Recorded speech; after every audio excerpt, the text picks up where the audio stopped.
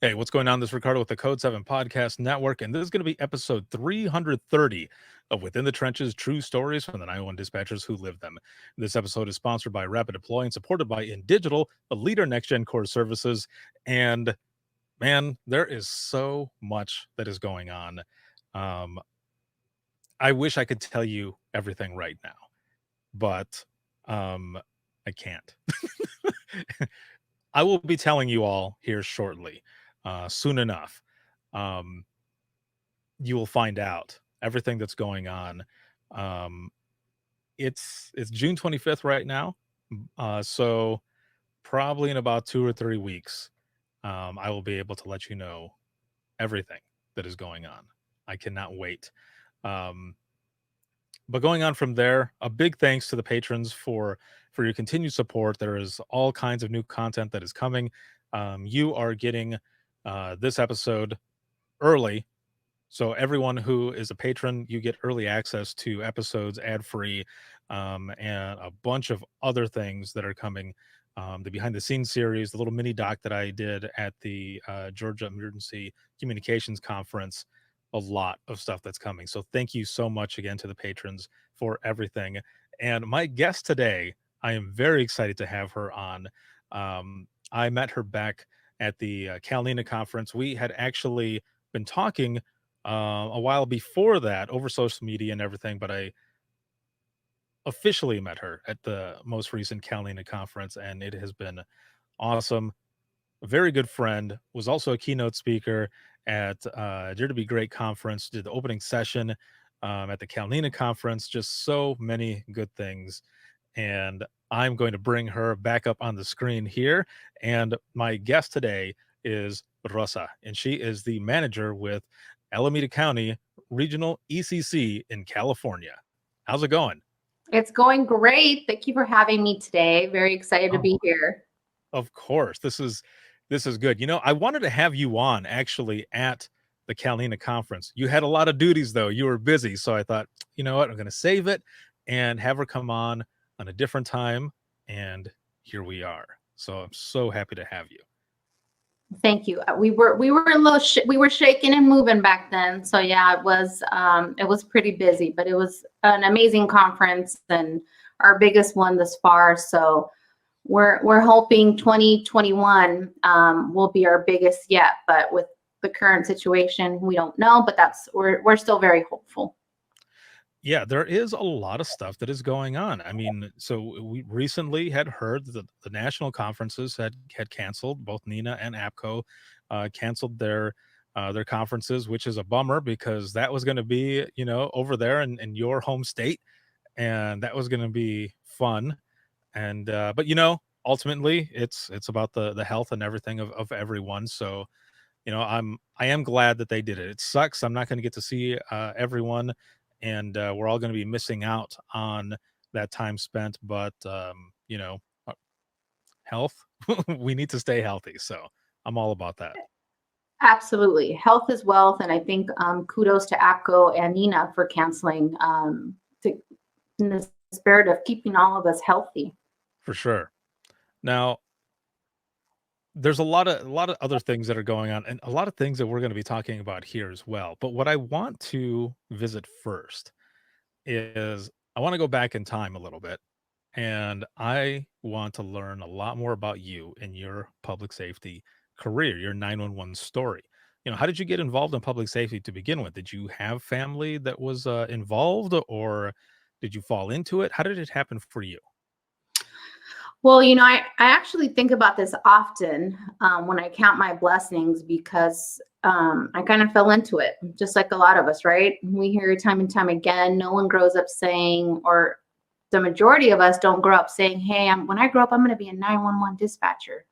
And I think I shared a little bit about this on at Dare to Be Great 2020, championing your cause is, I first generation, born here. My parents are immigrants, and I never heard about college in my household. What I heard was go to school and then get yourself a government job, and you're golden, right? And what they meant by that was You get your benefits, you have an income that can support your family, and you have a pension.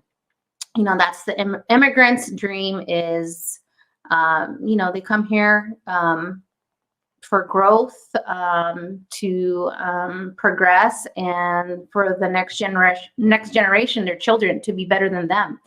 So, interestingly enough, as I was growing up, I actually wanted to join the military. I actually wanted to be in the Navy. And I will tell you that I found that calling when I watched A Few Good Men with Demi Moore, if all of you remember that. And I was like, I want to be Demi Moore. I want to be a JAG. I want to be there. I mean, I've always been good at arguing anyways. So, man, it's a natural fit for me. Yeah. But things went on in my life where I didn't have a lot of guidance. I had my first child at a very young age. So I was at that point where I really needed to find plan B. A 4-year college wasn't the right move for me. I had a young family. I couldn't join the military and run off. So what was the next step? And I got my associates. I did like an 18-month, one of those career colleges where they prepare you to work in an office in the computer science field.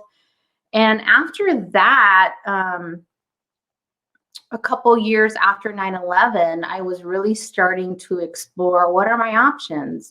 Is what I'm doing right now what I want to be doing for the rest of my life? And can that sustain me and my family? And I went back to my roots of you need to find a government job. And I was at a point where I didn't know if I wanted to be a police officer, a paramedic, join the fire service. And as I'm doing research in my hometown, I noticed, because now I'm just researching all these city government websites, county websites, and like a lot of people trying to figure out what positions I could fall into, or what MQs, what minimum qualifications do I have to qualify for this position. And 911 was there. And I read the job description, and like many of us, I'm like, this sounds like something I could do. Right. And this sounds like something I can do in the meantime until I figure out what I really want to do. Right. And, it was very exciting for me to go through the process. It took me about 9 months to get hired in my hometown. The benefit to that was, I was in my community.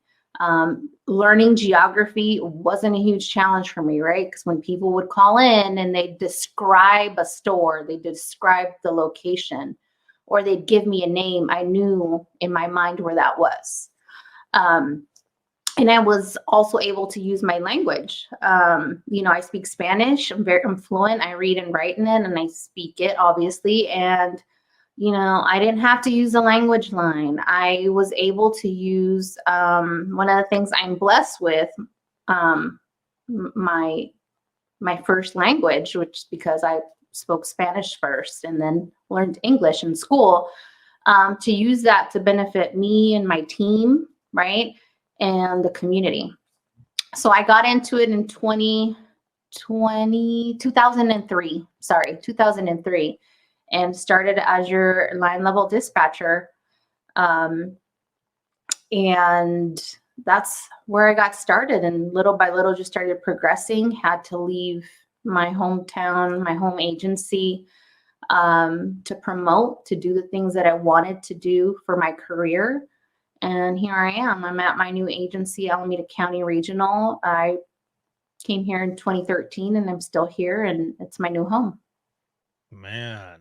So there's a lot to this. I mean, what was the training like? Even the hiring process when you went in. I mean, was it anything that was overwhelming right off the bat? Because the reason I ask is, for me, when I first started out, this was a small police department, and so I don't know how big your first agency was, but there was only, I think, maybe 3 or 4 of us, maybe 5 dispatchers, and it was 8 hours, just us by ourselves.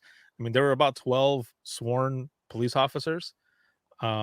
that were working this, small police department. So there wasn't a lot to it, but they just threw me in. And but even before that, in the hiring process, the interview alone, it was the chief of police and the lieutenant sitting there asking me questions. And I don't know if their seating had anything to do with it, because the chief is like right here and the lieutenant is just in back. And I'm looking both ways, looking at them, and they're just firing questions at me over and over and over and over. And I'm answering and answering and answering. And at the time, I didn't realize, but they were testing me to see if I could handle the pressure of the amount of questions that were going to be coming and me thinking on my feet. So, was your interview process kind of similar, or how did that work out? Well, interestingly enough, I obviously, I went through the background, the psych, the what is it called? The lie detector test, the polygraph Yes. was probably the most jarring for me because the poly guy, I almost felt like he was baiting me. He's like, "Come on, you never did." I'm like, "No," you know. Yeah. But I mean, the reward or the great feeling of, man, I finally passed this background and I have a start date was incredible. I will compare it to the first day of school, the first day of high school, where I was like ready. I had my new outfit, I was ready to, show up. But the interview, I will say, was probably, I walked out feeling good after that interview. And I'm going to tell you why is I prepared. I found back in those days, it was the days when Craigslist was probably one of the big things, right? And I remember as I'm going through my job search, I like posted something and I said, "Hey, are there any 911 dispatchers out there that can help me or give me advice on the hiring process?" And I wish I would remember this person's name. I will call her my 911 dispatcher fairy, godmother fairy, whatever. She coached me. She gave me resources. I think that's when 911 Monthly Magazine was really at the forefront of our communication in 911. Mhm. And I mean, there was so many articles on how to prepare. And the one thing that she drilled down to me was life over property, life over property. And so when I walked in, and obviously you've got this, panel of 3 people interviewing, I felt good because I was prepared. Right. I knew what was important to the agency. I did a sit along. I remember my agency was going through a really large CAD upgrade, so they couldn't do a sit along. So I went to a different agency to do a sit along to learn about 911 dispatch so I could speak to those things in my interview. So I really prepared. And I think that's been something that's followed me throughout my career as I've promoted is being prepared, doing the research and knowing a little bit about everything. But you have to be the one out there putting in the work to get there and to learn the information, to do the research. You can't expect people to spoon feed you the information. Right. No, and that makes perfect sense. It also puts out there exactly what your mindset was, and what you really wanted to do, because you couldn't do that there at the place, but you went to a different center to do it. And that right there shows, if I was the one hiring you, that's what I would look at as well. The fact that you couldn't do the sit along there with us, but you took the initiative to go to a different center to learn from there. And that's huge. That is a big thing. That also shows your work ethic. I remember um one of the centers that I applied for before the last center that I was at, which was in the county that I grew up in. But the one before that, though, I remember sitting there with the panel, and they were asking me the same type of questions, and it did seem like that, almost like baiting to say other things. I'm like, dude, I didn't do any of that other stuff, you Yeah. know. Yeah, I did the other when I was in high school, but that was it. And I remember the lieutenant telling me, "I don't care about that shit. I'm talking about, the hard stuff." And I'm like, "Yeah, no, unless you're talking about liquor." That's the hard stuff. But yeah, that's how those panels go, man. And they're trying to put you off your game and stuff, because when you're taking phone calls, you got to be on your game all the time, and there's going to be questions coming at you all over the place, all types of scenarios, and you got to stay focused. So you're doing you go through that, you do your sit along. And was it during the sit along that I guess, let me say this first. Let me ask this first. When you did that sit along, was it dead? Was there nothing going on? Or was it actually busy and you got to see what it was actually like? Well, it was, probably what a lot of people experience when you go on a sit along or a ride along, nothing happens. Yeah. But, I was able to, when I was talking to the person I was sitting along with, I'm like, hey, I'm trying to get hired. And but I came with questions, and I think she took a vested interest in that and saw that. And she's like, here's our 10 codes. Here's the phonetic alphabet. You need to know these things. And that's where things really took off for me. And again, it's like sit along really doesn't equate to when you actually start doing the job, where you're like, oh man, what did I get into? Right. Yeah. No, I got through training pretty quickly. But there were a lot of times towards the end where they were ready to sign me off to work solo, where I literally would say, I don't think I can do this. Yeah. There's been and that's happened to me so many times in my career where I'm like, what did I get myself into? I don't think I can do this. So then, did they extend that time, or did they just say, no, no, no, you're ready. We know you're ready. And whoop, Well, I got mean, I never told anybody I wasn't oh, ready. oh. Crazy. I didn't express that to anybody. I expressed it to me. Oh, that's funny. Oh, that is hilarious. I thought you were telling me that that you Oh had said that, no, but no. no, no, no, Uh, no. I, I there were days where I would tell myself, "There's no way I can do this," but just push through, because right. what's the other option? I go back to day one of when I got hired at my hometown agency, and I told you it was the first day of school. I was Mhm. excited to meet everybody, and no one really cared except for one person who I will never forget, who took the time to introduce himself, and he smiled and he was like, "We're so glad that you're here," versus everyone else in the room kind of looked over at me and, pretended to, be actively working. Right. Um, but I got taken into the break room, and the training binder was put in front of me, and first page is, let's talk about probation. And the training manager, and this is something where they say, I think we see this in memes or whatever, where it's like people may forget what you say to them, but they don't forget how you make them feel. Right. And within 5 minutes, those feelings of excitement they left, and it was terror, because she told me, doesn't matter if you're in the 11th month, the 30th day of your career, we can get rid of you like that. Ooh. And that excitement of, man, this is a new career, this is a profession, I'm doing something important.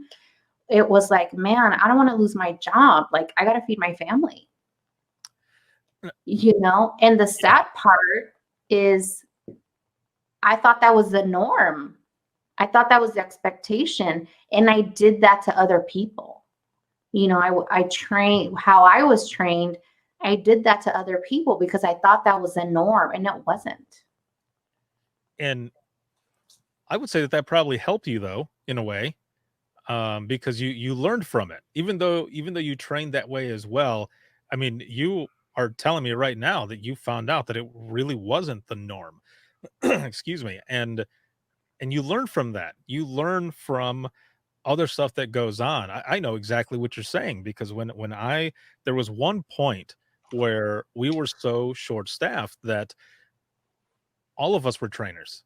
we weren't certified training officers, but Mhm. we all had to be trainers because we needed to get people in there. Yeah, So they had people training all the time, and we would switch on the teams, but some of them were having issues, others were getting pushed through so that they could, be considered full time yeah, and help out with shifts. But a lot of that was kind of eating our young type thing, absolutely. and but all those people too ended up learning. It's completely different now. It's not like that anymore. In some places, I'm sure it still might be, but I think with conversations like this that we're having, stories like yours and others where people are learning that things are, let's say the old guard is not there. It's a new day. Mhm. Things are being done a lot different now, and for the better. Yeah. Sure, a little bit of a tough love here and there is okay, but it's not like it was before. And No, it's not, and it shouldn't be. Mhm. I think, back in my day, it was, we just need to make sure you pass because we need you to count. Like, hurry up, you need to count. And now, at least for me, when I view our new employees and even our tenured people, it's like, how about we not set them up just to pass? How about we set them up to be successful throughout their Exactly. career, throughout their training?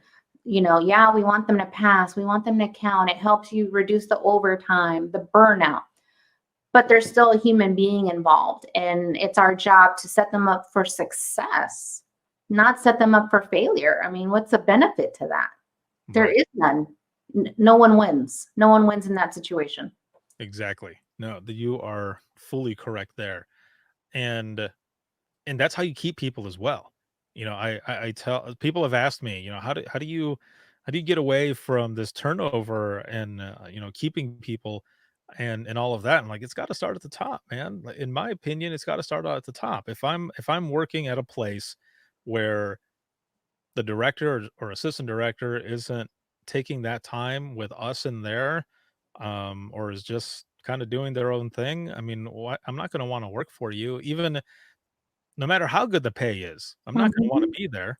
So, it starts at the top. If you've got someone, who is, like, just really pushing for those that are in the center, for what they're doing, for their needs, any extra training or, really paying attention to their mental health and wellness and all of that, that's how you're gonna keep people there. Yeah, the money is good, but we all know that the money isn't the greatest in some centers, and they're there because they wanna help people. That's why people get into this to begin with. Some people do fall into it. They're looking at a place to start out, but, a lot of those people that say that, they end up finding out that this is actually their calling and that this is where they want to be. Some people do leave, yes, but the majority, they stay because they want to help. And I agree 100% with that. I think even in my career, as I look back, there were times where I was like, oh, this is just a job. I'm just doing it. I'm just doing it. But you get to a point where it's like, man, this is pretty cool. And Yeah, what I'm doing is freaking amazing. And, why not be a dispatcher? We can find all the reasons why you shouldn't, right? The burnout and all these things. But what are the reasons why you should be?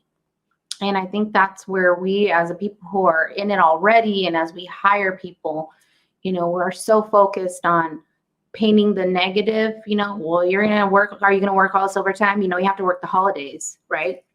You're going to miss out on family events. But it's like, okay, well, that's the reality. But yeah, let's talk about all the good things too. The community. You're a team. And a lot of people don't experience that at other places of employment. This team atmosphere, this family type unit. And like a family, there's ups and downs, and I don't know that that's, even myself, I'm not sure that that's something that I've been all that great at pushing. But I think that with reflection and just learning from other people in the field, That's why I think it's so important to not be the big fish in the small pond, where you need to get yourself outside of that comfort zone and be little for a minute so that you can absorb things and learn things. I think it only benefits you and it benefits the people around you.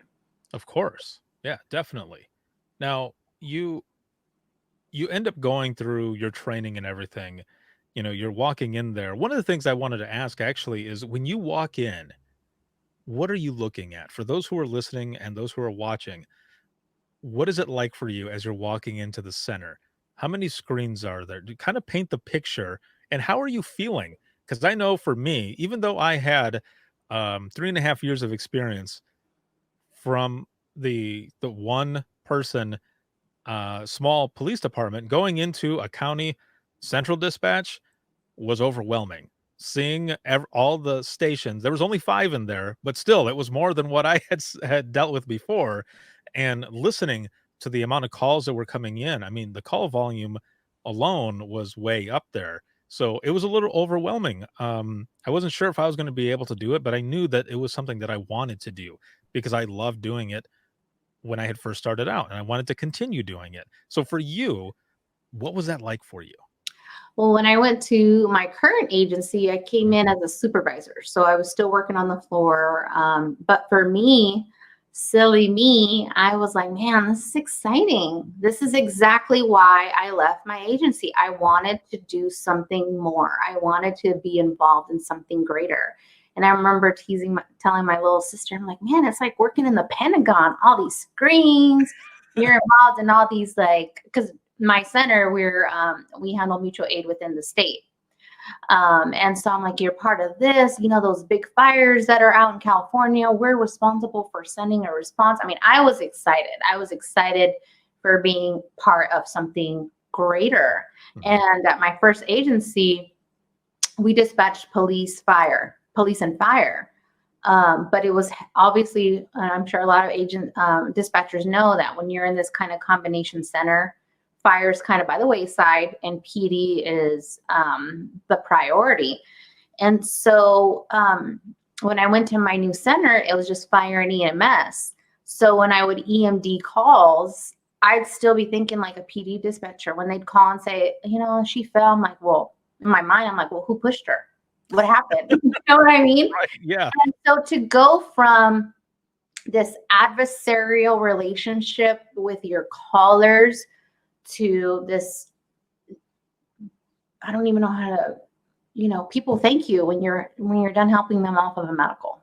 Mhm. And to go from that night and day kind of experience, it was a breath of fresh air. I won't lie. It's really different. I always say I'm still a PD dispatcher at heart, but it was just very different. But I was very excited to be there, and I still get excited when I'm like, man, I can't believe we do all of that with this much, Right. and my team's freaking amazing. There's such a group of, they don't even know, they're a bunch of beasts, like hardcore, like they get the job done. And then now I'm talking like me, like they just handle business, and then they go get Starbucks and come back and they handle business again. And that's what I like. It's like I'm super proud of them, like I'm super prideful, and they're freaking rock stars. Now, and I know exactly what you're talking. I didn't get to an assistant director or director. I was a supervisor before I switched over, but I felt the same way. Like every time we rock something, I remember thinking, "Hell yeah!" And also telling them, like, "Yeah, we just did that shit right there." The 3 of us, Yeah. because for us, our minimum was 3.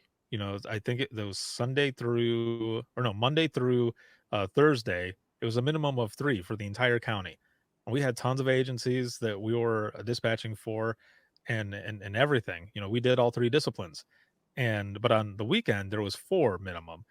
We had um one that would stagger, that would do a 1P to 1A type shift. But every single time, man, especially if we have to set off a tornado siren, and people tripping out. Like, we take cover. Like, did you hear the siren? Like, yeah, like you should Oh, take cover. And so it would get crazy, but then after it was all said and done, even though 911 doesn't stop, it does slow down a little bit.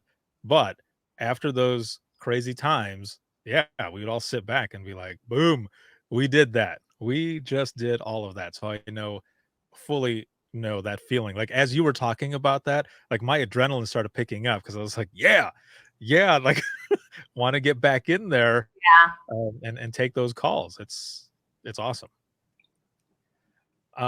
So let me ask, do you remember any of your earlier calls? Because I remember a bunch of mine.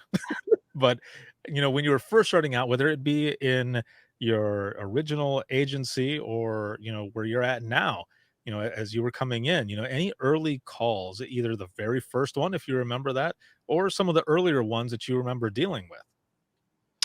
I do. It's interesting you asked me that because, I've obviously watched your podcast, your videos, and, I see your I am 911 posts, and a lot of the calls that people talk about are very traumatic. Mhm. And I will say for me, I somehow built a wall, and the suicides, and my baby's not breathing, or oh my god, there's been a shooting, you get desensitized to it. Mhm. And in my first agency, it's an urban environment. I grew up there, so even as a kid I already experienced some of those things, right? I remember as a kid I'd hear gunshots. And as a kid, I remember I would say to myself, man, that was a good one. What kid knows that someone just got lit up and that was a good one, right? Mhm. So I think because I kind of grew up, that was around me, not in my household, but around me. When I got to my home agency, I was already used to it and desensitized to a lot of that violence. So it didn't impact me as much as others, right? Because it was the norm, which is weird, weird. And I wouldn't want someone to think that that's the norm, right? Like Right. that's Yeah. not the norm. That's not the norm. Shouldn't be the norm, anyways. And so a lot of the calls that are traumatic for me that I carry, they aren't your suicides. They're not your, oh my God, I'm instructing someone to hide in the closet, or instructing someone to cut their sibling down. From all those. For me, it was the calls where I could not give the level of service that I wanted to give to that caller because I was so inundated with doing other things. For example, and I'll never forget this one, was trying to give CPR instructions while working a primary PD channel, where it was like 1195, 1195, 1194, like just nonstop, um, to a man who had just called 911 because he found his wife not breathing. He straight up said she's dead. Yeah. And he's telling me the story. We've been married over 40 years. Um, and it's like I kept having to tell him, hold on, sir, because I had to answer the radio traffic. And I was so angry after I hung up with that call. So those are some of the calls that really upset me, is that person called probably the only time they've called 911, and they're going to remember that moment and remember and say that person was, I mean, what kind of shop are they running up there? Why couldn't that person stay on the line with me? They kept telling me to hold on. I can't hold on. I need a helper. So those are some of the calls that really have stayed with me. I mean, some of the funny ones are totally inappropriate. But and those were the ones that you laugh about, right, on duty with your peers. Right. But yeah, those are some of the ones that have stuck with me. I can't tell you that I remember a lot of calls while I was in training. Maybe because I was so focused on what is the penal code? Am I asking these questions? Am I putting it in order from top to bottom, right? Where you're not Yeah. that, Yeah, exactly. invested in the content, but Mhm. you're trying to make it fit, if that makes Right. sense. Yeah. Um, but I will tell you the call that I knew that I could not be a call taker for the rest of my life was when someone called and said their their neighbor had been down on the ground for like 2 or 3 days, old lady, and her children haven't visited her, and she had no running water, no electricity. And that one hit me, one, because one, I was experiencing my own internal issues in life. I was suffering from postpartum depression, Mhm. and I was in a really dark place at that time. And so, and I think about it now. I'm like, what's so traumatic about that call? Okay, well, yes, it's very sad, but that one, like, I almost lost it on the phone, where like my voice started cracking, because I wanted to cry, because I was in this like mindset of, oh my God, I don't want to be that person. I don't Mhm. ever want to be that, old lady that's found 3 days later down and none of her children have checked on her. So those are kind of, those are the probably the two that have stuck with me the most. I think I think that's what's hard too about this job sometimes because, being an empath is sometimes a double-edged sword because we put ourselves in the place of our caller, right? In that situation, what's going on because we can't see it.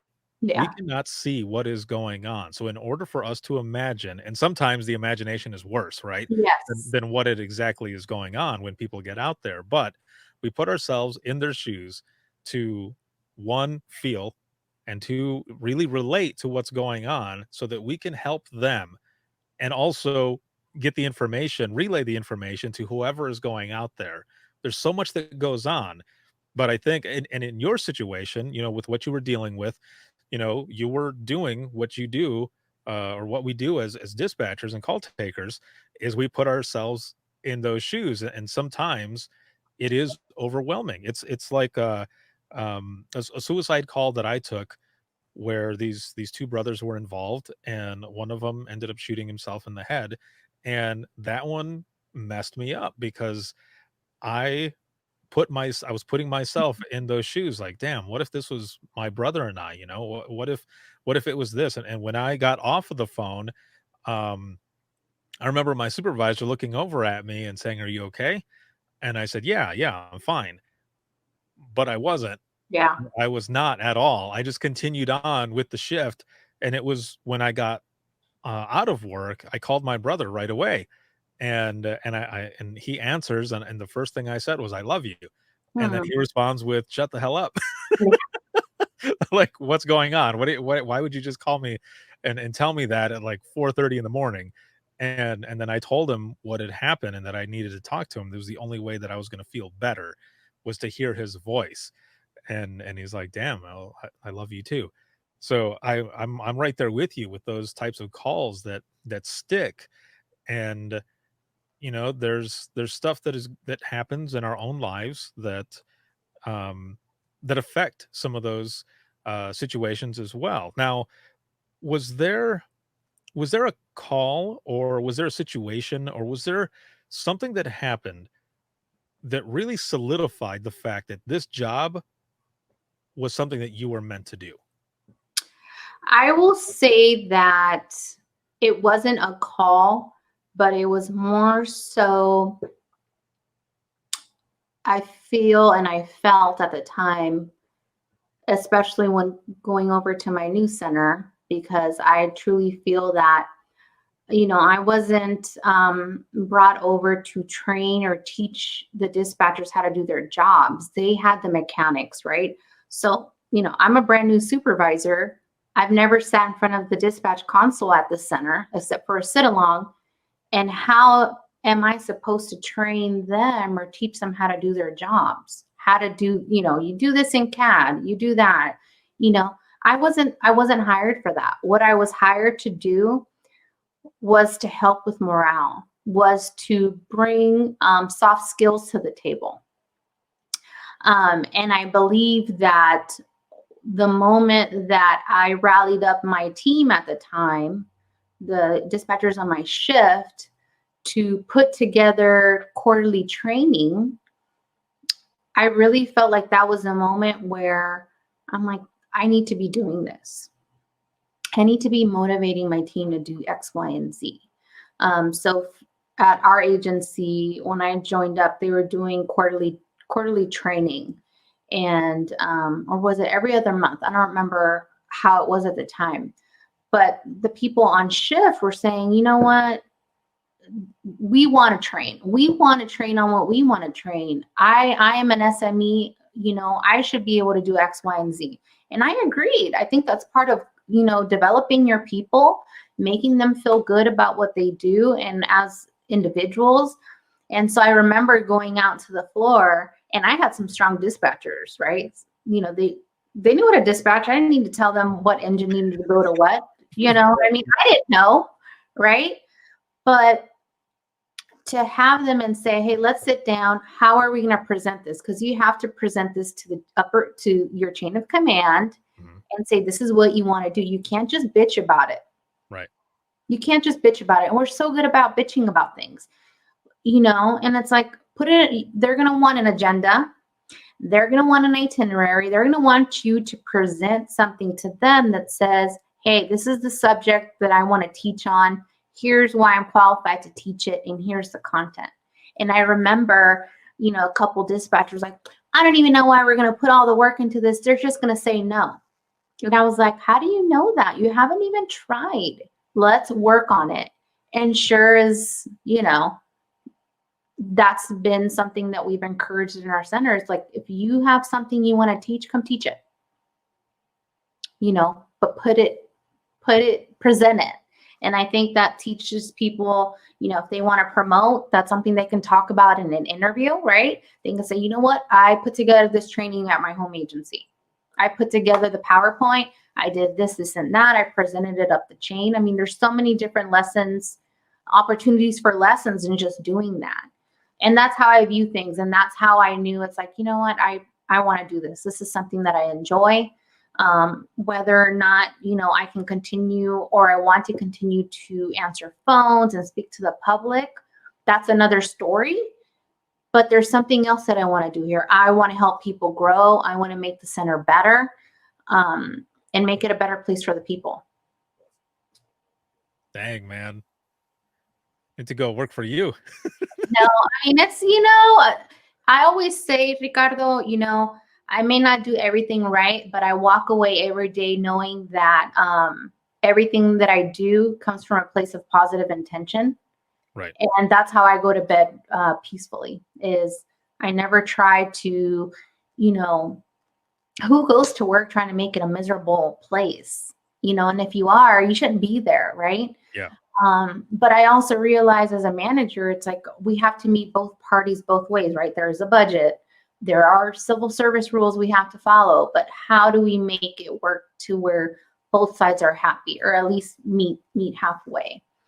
So that's really how I operate, What was it like for you switching from, let's say, going across the hall? That's how we put it when at my old center was, well, you're going to be across the hall now in the office. And, how did that work out for you? Because, and I know I've mentioned this a bunch of times, but there's that whole, those memes that go around on Facebook, and I have friends who have done it as well, where they've got someone who's either switching shifts, or they're going to a different center, or they're becoming a supervisor or assistant director or something, and they get a cake that says, "You're dead to us now." Well, I remember when I got promoted from supervisor to manager. Yeah. At my current agency, one of my dispatchers put like an eviction notice on my locker. I have a picture of it, and it was pretty sweet, and it's like they were happy for me. But That's cool. It's been challenging. I mean, it continues to be, because, and talk to any manager, any director, they'll tell you, especially if you've been a dispatcher before, right? It's like, you've been there, You know the pain that you go through, you know how bad it sucks when you get that sick call and you have to stay, Right. right? You had plans, you have to stay. Um, so I think the biggest struggle for me has been seeing the pain in my people's faces and not being able to help to the level that I want to help, you know, or not being able to make change as quick as I want. I remember when I first got promoted, I was like, ooh, I'm doing this, I'm doing that. We're, we're doing all these things. And then it was like, yeah, Rosa, you're not. And if you want to do it, here's the process. Yeah, there's always a process. There's a process and it takes forever. I mean, um, it took me forever to try to go outside to get a different background investigator. We were using a background company that we were contracted to use, and it was taking forever. And I'm like, why are we doing this if there's other background companies that can do it in a shorter time? Let's reduce the time. It took me like 3 years to be able to do that. Man, The politics, yeah. the purchasing structure in our county, and but people don't realize is when you're trying to work on those things, there's all these other things that you have to do, right? And it's like you're just one person and you can't do it all. Yeah. So that's been the most challenging, where it's like, we're human. We know when the dispatchers are pissed off at us, like this whole Yep. COVID thing, right? It's like you have to take your temperatures. You have to wash your hands every single time you come in. You have to do this. You have to do that. And I think I saw some memes where it was like every day things were changing, right? For COVID. When you take a call, ask this. When it's that call, you don't ask this, And it was like, even me, I'm like, I would be annoyed. I Right. would be frustrated, And so it's like, I'm sorry, guys, but it's the thing that we just got to do. And that's been hard for me and continues to be hard, where it's like when you have to play the bad guy, it's like, I Yeah. don't want to be the bad guy, you know. But it is what it is. And like I said, I just tell myself, as long as I do things with positive intentions and I think about them, right? Then that's what it is, you And I know. think that's what people appreciate as well. It's someone who is being real with them and not beating around the bush. Someone who and I think it even works in your advantage even more so because you come from where everyone else comes from. An example as well is when I was in dispatch, our director and assistant director were part of our crew and they moved their way up and so it felt like it was good because we had some of our own up in the higher tier and but what sucked too though is that we expected the same thing, like, yeah, they're going to push for change, they're going to do this and that. They did push for change, they did do this and that, but just like you said, there's a process and it took forever. And I think we didn't understand that in the beginning, but we figured it out. And even for myself, when I ended up promoting up to supervisor, one of the questions was, what is it that you want to do with this position? What is it that you're looking for? Why do you want to be in this position? And that was one of those things where I mentioned I want to make changes. I want to do things to help everyone around here. But again, it was a process. It wasn't I couldn't just go and say, "This is gonna happen."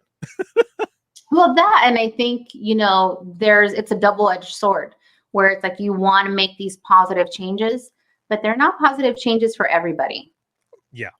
right? And so you do have some who benefit from those changes and some who don't. So it's like, what do you do? Do I sit back and not make any changes? For example, I'm sure everybody's trying to lean out overtime. Um, for me, knock on wood, I haven't been asked to lean out on overtime financially. Mhm. For me, I'm constantly trying to lean out for the benefit of my people. They've worked their asses off during this COVID thing. They've weathered the storm of constantly you come in and things have changed. The policy and procedure has changed.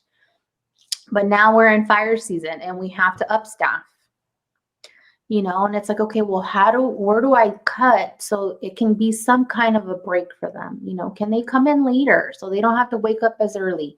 Can they leave early from that overtime shift so that they can go home early? But then you have people who are like, nope, if I'm here, I'm going to be here for the full 12. Or you have people who are like, thank you, Jesus. I do not want to be here at 0600. I would rather be here a couple hours later to sleep Yeah. in, and it's like sometimes that's where I'm like, Lord help me, you know, um, because, I'm trying to do the right thing, but you just can't please everyone. And I just tell myself I'm just doing the best that I can, and it's coming from a good place. And Right. You got to choose your battles too. yeah, Yeah, for everyone involved. Now, so we move from that. We continue with your story, but we move on from where you started and your journey, and which is an excellent one. And then we get to Calnina. We get yes, to the Calnina conference. Now, this is the second time I've been to a Calnina conference. The first time, I think, was in 2015, I believe it was, and it was a good one. I always wanted to go back, just didn't have a chance to, but I got to go back for this most recent one, and you ended up giving the opening speech. Now, let me pull this up. I've got something that I want to pull up here.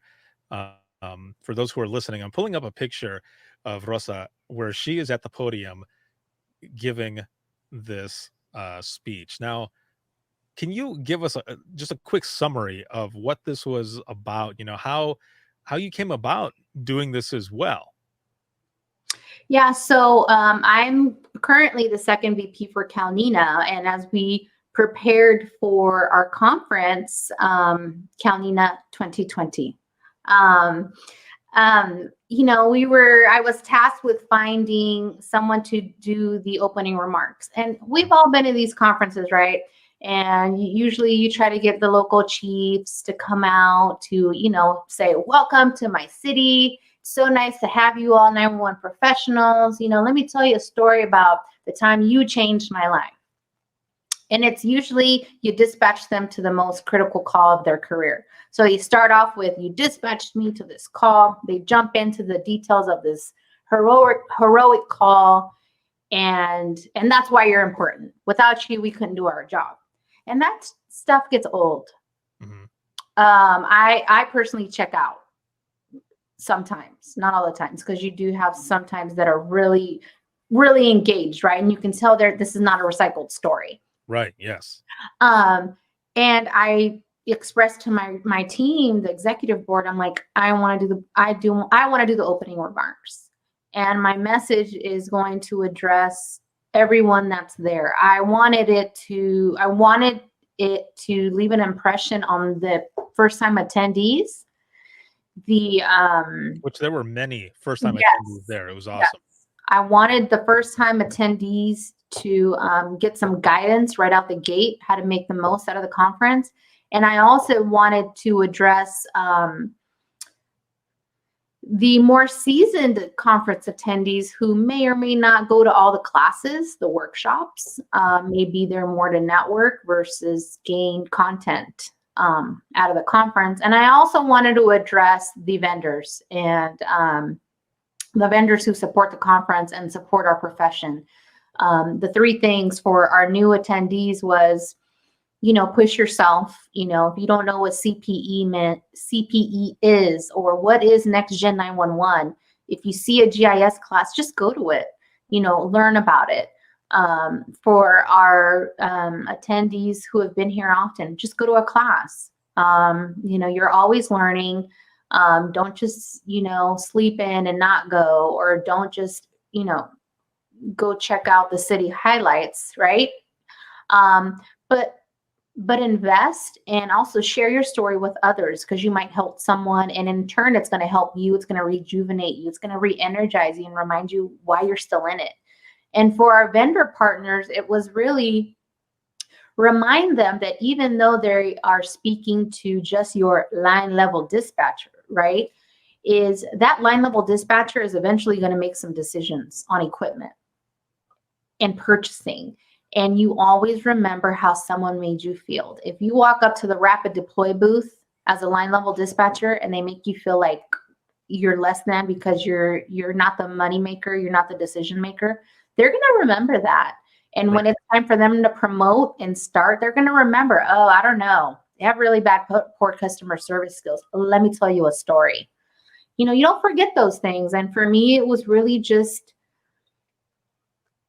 number one, it helped me, right? Because I don't like public speaking anyways. But I wanted people to relate to me. I wanted the new people to relate to me. I'm just like you, you know, and you can be up here too one day, Right. you know, giving the opening remarks. Someone who, you know, I don't know, is this, you know, Spanish is their first language, and here I'm up there pronouncing my name the way it should be pronounced, and they're like, wow, or a female, or you know, our vendor partners. I just wanted everybody to know that they had a purpose there, and to start it off right, set the tone.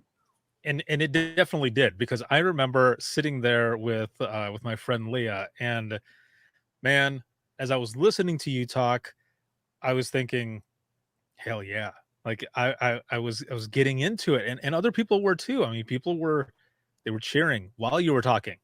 And it wasn't just at the end, it was during the talk, and in a good way, of course. And Right. then when you were done, I mean, we were clapping, and I remember yelling out, "Hell yeah." Like, that was excellent. That was awesome. And it's good to set that tone, especially for, the vendors, the industry partners out there, because they need to know certain things. Um, I did my Imagine Listening session at North Carolina at their conference a couple years back, and we were inside an amphitheater of this casino where the conference was going on, and I remember standing on stage, and there were the whole area that we had, it was full and people were standing, even though it was an amphitheater, but our section of it, there was people standing still, and all the vendors were in there as well. And I'm doing this session, and I remember getting on the mic and saying to all of them, I have to tell you right now, if you're about to hear some shit, because if you don't know what 911 dispatchers and call takers go through or what they do, this is something that you need to hear, and you're going to hear. And a lot of the good thing too, though, is a lot of the industry partners, they have people that come from the center, specifically like rapid deploy. A lot of them come from public safety, which is awesome. One of my good friends, Ryan Hard, was an EMT where he was at before, and now he's over here. So those are kind of the ones that I gravitate to as well, are the ones that come from where we come from. But that was one of those things too where um, I tell them that, and I remember a lot of the industry partners looking over as I'm talking, and then we start, and I shit you not, within just a few minutes of a first, some of those early stories that were being told, almost all of them were standing behind the chairs and were listening to those stories and really taking it in. And later on that day, a few of them came up to me and said, "Man, we do this, but I had no idea that it went that deep, and you know that was awesome. Thank you for doing that. I'm glad that we were there." So for you to be able to set that tone was perfect, because for a lack of a better way to put it, we're speaking to all disciplines: dispatch, call takers, the industry partners, directors, those who are in there doing the AV, even them. And a lot of those I know have worked with you guys for a long time, and they know they're learning, and everyone is learning, and that is what made your talk so powerful, and I loved it. Well, thank you. It was, you know, I felt really good after, and it really encouraged me to do more of that because I did get such positive feedback. I was stopped a lot of times after saying, "Oh my gosh, thank you so much for speaking. That was great. Can you show me what classes to take?" You know, for me, that was, ooh, Yeah, that was right. so rewarding, you know, for someone, it was their first time there and they felt welcomed and comfortable to come up to talk to us.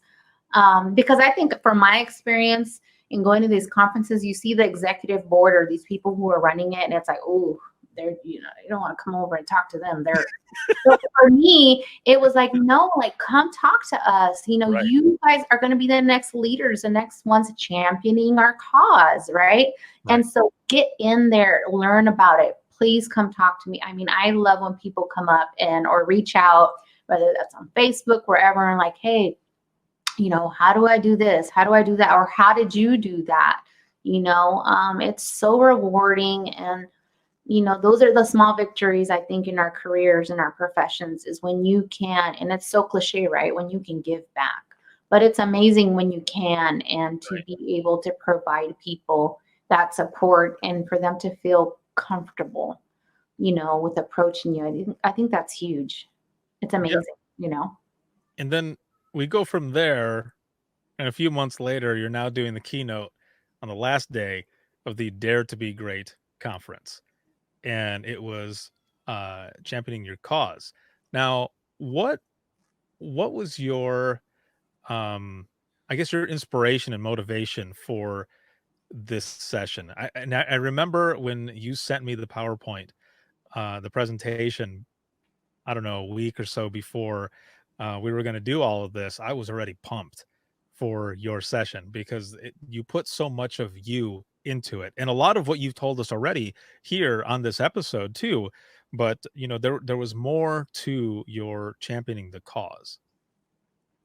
Yeah, I think for me, I've always appreciated when people are very candid and just themselves when talking, or in whatever setting. We can be in a meeting, or, I don't like BS. I just don't like it. I see through it. And I don't want to be that way either. When people see me, people talk to me, I want them to relate, and I want them to know when she's telling me something, it's just because she means it. Right. He's not just trying to, oh, let me butter you up, or let me tell you what you want to hear. And I don't like that. I can't even get out the words to tell you how much I just dislike that. And so, I don't want to come off as this, polished Stanford graduate with this amazing vocabulary that's going to blow your mind. That's not who I am. I'm GED class of 99. Okay. I had my first kid when I was 16 and a half, and I worked my ass off to get to where I am today. And this is how you need to work your ass off to get to where you are, where you want to be.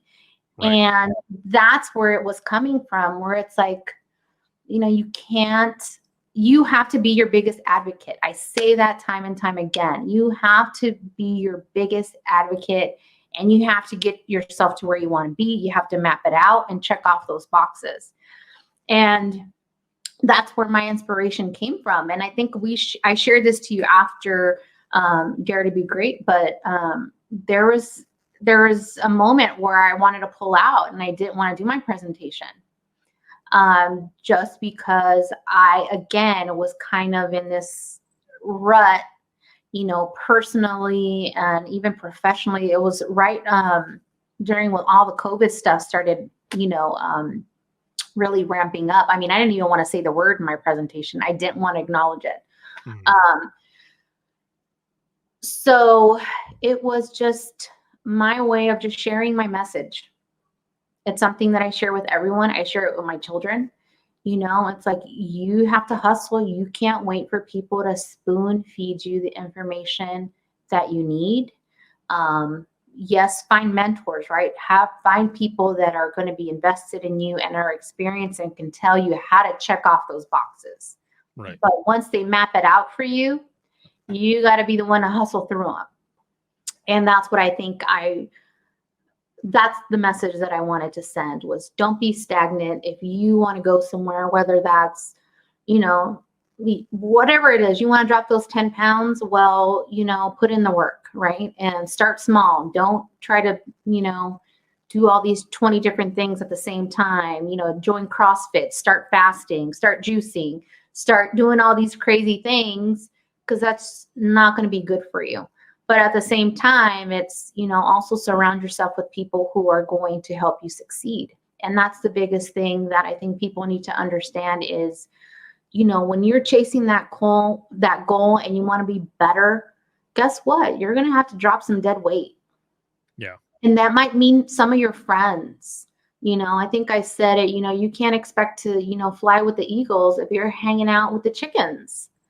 You just can't. And, I'm very fortunate that I've found really good mentors in my life. My first one was my manager, dispatch manager at my first agency. And I remember when he gave me my evaluation for the next step to where I can start training, he told me, he goes, my advice to you is, I forgot exactly how he said it, but basically be aware of who you're surrounding yourself with. And I remember at that time, I didn't get it. I was like, what are you talking about? My friends are just fine. But now it's like the same things you would tell your children, right? You want to surround yourself with people who are going to help you be great or be even greater. You can't, right, with your tribe. And my tribe. And that's something that I believe in entirely. It's like you can't change your attitude if you're hanging out with people who have a shitty attitude. Exactly. Because it's just gonna build up and it's gonna grow and it's gonna eat you up. Absolutely. And it's okay to say, you know what? That's not the circle I want to be in. That's not what I want to read anymore. That's not what I want to watch anymore. I want to watch this. It's perfectly fine. And if people judge you for that, oh well, they're clearly not your friends. Yeah. If they can't support you. Yeah, so dust them off the shoulder. Exactly. And keep it moving. Keep it moving, because those that are truly want the best for you, they're going to understand. Right. And I can't say that enough is, you want to promote, you want to do all these things, you have to champion your cause. You have to be your biggest advocate, because no one's going to be your biggest advocate except for you. And it's a great message. And going back, I don't know if you've gone back at all, and those who are watching or listening, if you were part of that conference, and you still can be, you can still register and watch all of them on demand or go to YouTube and watch them all too. But on Crowdcast, in the comments, people are still posting in there. Oh, wow. And everyone loved the session, like all of them. But it was really good. And, to get your, there was raw emotion in there as well. And, everything that you were saying was real. And I think that's what everyone really related to, was that you weren't feeding a line of bullshit. You were telling it how it was. And it was coming from you. And that is why I wanted you to be that keynote speaker, because I saw that at the Calnina conference, and it was a powerful message for that one, and it was a powerful message for this one. And just throughout your entire story, it's been an entire powerful message. So thank you so much for all of that and for what you do. As we're going into the wrap up of this episode, and again, I thank you for being on. I'm going to pull up another picture here, and I want you to kind of give an overview of what this is, and what you were taking part in, and I guess the status of what all of this is about. So I'm going to go ahead and pull this up here, and those who are listening, you will get the explanation of this as well. So here it is. So what are we looking at here? So this is a picture of me and Assemblymember Salas. That was the day that we introduced AB 1945. And that was January 22nd of this year. It was such an amazing day. So Maribel Stinson, she's actually my hero. She advocated for all of the 911 dispatchers in California, reached out to Assemblymember Salas's office and said, hey, 911 dispatchers are in the same classification as clerical staff. but we're not clerical staff. We're the first of the first responders, and we need to be classified as such. Mhm. And so just one voice started that. She put it in writing. She followed the process. And on that day, the county board, as well as a few APCO members and a few local dispatchers, showed up for a press hearing where he introduced the bill. So it is June 25th, and I am very happy to say that it will be heard by the Senate very soon here. Because of the whole COVID situation, things have been kind of weird up at the state capitol with trying to get everybody in the same room. How do people vote? Um, we've had a few obstacles. We had some of our own, unfortunately, first responder, what would I call them? Chapters, I guess, organizations, write letters not to support our classification as first responders. Some have felt that it would water down their classification, and I'm talking about the firefighters and some of the police officer organizations, Mhm. feeling that we would being a 911 dispatcher classified as first responder would water down that classification. And also could impact some of the benefits. So this bill, it's purely just reclassifying us as first responders. It has gone before the PERS committee, which is basically our pension here at the state. And it's gone through, I forgot the name of the committee, but basically where they review if there's going to be any financial impacts. And that has gone through there seamlessly.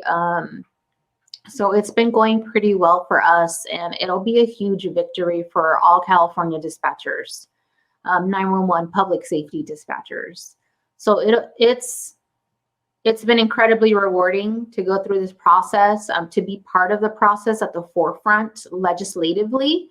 But it's going to be great, and hopefully we'll find out here very soon if we'll be celebrating on the steps of the state capitol, to where we can share that message with all of the dispatchers within the United States. I know that some states have already reclassified, and I'm hoping that with us, California joining, it will kick off the rest of the state's cause to reclassify 911 dispatchers.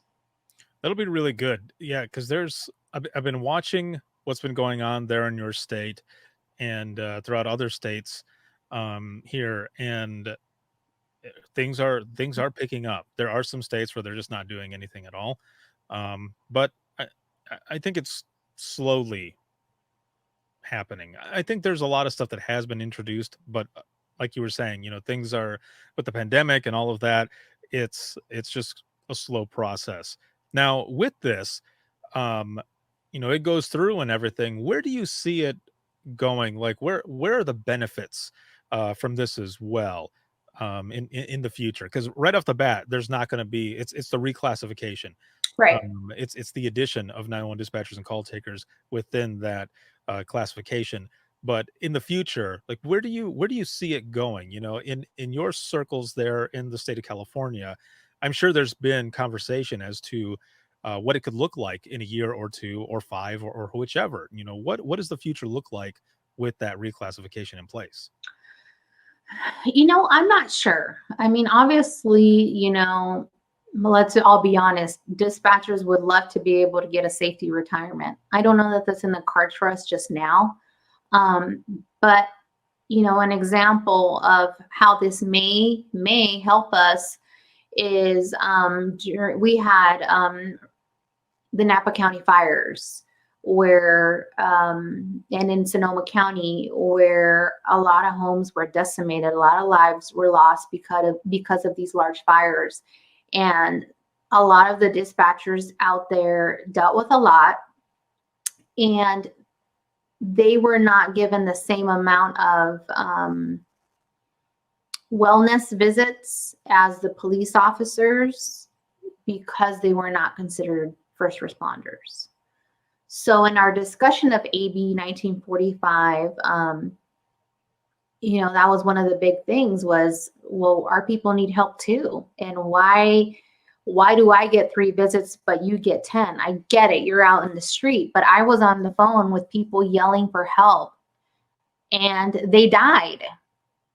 Or I was on the phone trying to tell people how to, the fire's right next to me. What do I do? Well, you're not trained to handle that. And now you're using common sense, right? What you think sounds good, you're exposed, and so hopefully it starts start us down the path of getting us the resources that we need. And I'm hoping that that's with mental health services, the EAP visits, those sort of things. But I can't speak too much about it because I am not, in the legislative office. I don't know what all these processes are. But the hope is to one day be able to just have the same level of respect and just be treated the same, as our other first responders. Perfect. But I will say, in closing of that, for the states that are looking at this, I want to remind them that California, it started with one voice. It started with one dispatcher who took the time to write a letter to an assembly member. And I think I've talked about this before, where it's like, as dispatchers, we're so good at complaining and venting. Oh man, it's too cold in here. It's too hot in here. Man, the fridge is dirty. The microwave's dirty. Who's going to clean that? No one takes it really upon themselves to champion these causes. And I think that's where we as 911 professionals, regardless of rank, it's like you can make a difference. You can do something. Don't wait for someone else to do it because it may not happen. So if you've got, you're passionate about that and you're passionate about starting that, talk to your team. Maybe you and a group of dispatchers can start it. Why not? So that's the lesson for me was that, man, that started with one person. We've been talking about it for a long time. Yeah. Right. But man, mind blown. Let me write this letter and send it to the assembly member's office. Right. Yeah, exactly. No, we got to get better at that. That's awesome. Well, thank you so much for being on. This has been a lot of fun learning so much more about you, and for those watching and listening to learn more about you and your thought process and how all of this just came about. It is just such an amazing story. So thank you so much for being on. I appreciate it. Well, thank you for having me. And it means the world to me. And I hope that, someone can take a little bit from my story. That was only, a glimpse of it. I'd love to share more and speak to more people about it. Or if anybody needs help, you have my contact information and I'd be more than willing to share my email address if someone wants to reach out. But, just be kind to yourself. Give yourself some grace. We're in it together and we'll get through it together. And, thanks again for tuning in and listening. I appreciate it. Perfect. So for those who are watching, if you have any comments, questions, or you want to be a guest on the show, you can email us, and that'll be wttpodcast@gmail.com. And you can follow us on Twitter. That is @91podcasts. You can follow us on Facebook. That is facebook.com/within the trenches podcast. This show will always be free, but if you are looking for any bonus content, the behind the scenes series that I'm doing, discounts to the store, swag, t-shirts, all those other things that are going on, you can check us out over at patreon.com/WTT podcast. This episode has been sponsored by Rapid Deploy and supported by INdigital, a leader next gen core services. And this can be heard 24/7 on Apple Podcasts, iHeartRadio, Spotify, your favorite podcasting app, as well as withinthetrenches.net. And the video version of this will be on Facebook, YouTube, and wherever else I post it. So have a good one, everyone. And we'll talk to you soon.